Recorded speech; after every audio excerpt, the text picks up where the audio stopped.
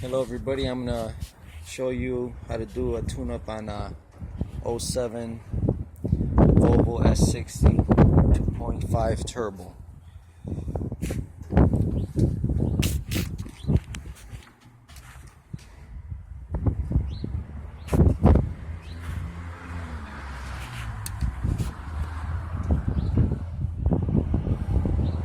Remove the valve cover and the timing belt cover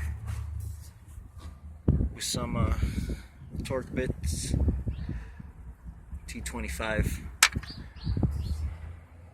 This is a 5-liter. It's a 5-cylinder, 5-coil, 5-spark plug setup.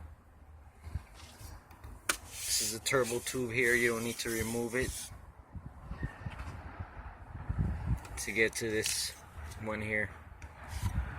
This is G.I.A Automotive, 708-699-8887. PayPal account set up for information over the phone. This is a '07 Volvo S60 turbo.